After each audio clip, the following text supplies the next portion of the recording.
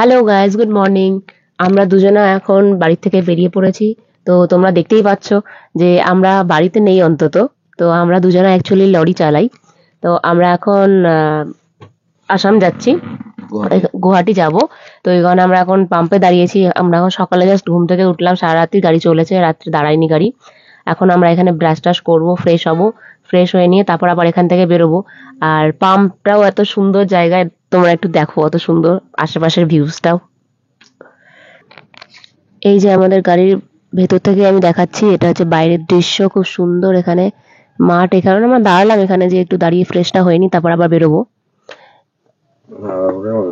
হ্যাঁ, আমাদের এখানে আগা করে দাঁড়ানো হয়। এখন বেলা মোটামুটি অনেকটা হয়ে গেছে।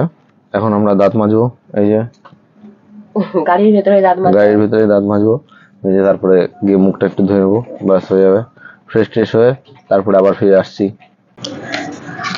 আজকে টেম্পারেচার এত বেশি যে আমরা যে রান্না বান্না করবো সেটাও পারছি না করতে, কারণ গাড়িতে প্রচন্ড গরম হচ্ছে আর বাইরে যা রোদ্দুর আছে, প্রচন্ড রোদ। এই জন্য রান্না বান্না আমরা আজকে করতে পারবো না, এই জন্য হোটেলেই খেয়ে নেবো। এই হোটেলের কাছেই আছি এখন। কি বল, আজকে হোটেলে খাওয়া ঠিক হবে তো? হ্যাঁ, হোটেলেই খাবো।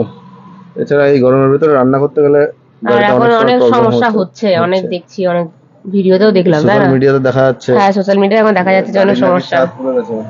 আর ড্রাইভার মানে গাড়ি একখানা নিয়ে এসে যে নাকি এরকম করে দিই, তো সম্ভব না।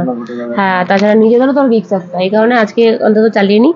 আর যদি ভালো সেরকম জায়গা পেতাম তাহলে না একটা ব্যাপার ছিল, তাই না? ছাওয়া জায়গা। এখন তো সব জায়গায় রোদ প্রচন্ড চারিদিকে। আর চলো টাটা। এই যে দুপুরে খেতে বসেছি এখন হোটেলে। আমরা সবজি ভাত নিলাম, পরে মাছ নিয়েছিলাম অবশ্য। এই যে আমাদের খাবার চলে এসেছে, এখন আমরা এখন খাওয়া দাওয়া করবো। এখন রাতে ডিনার করে নিচ্ছি, খেয়ে দিয়ে আবার বেরোবো। সারা রাত আছে, গাড়ি চলবে, দেখাচ্ছি তোমাদের। চলো।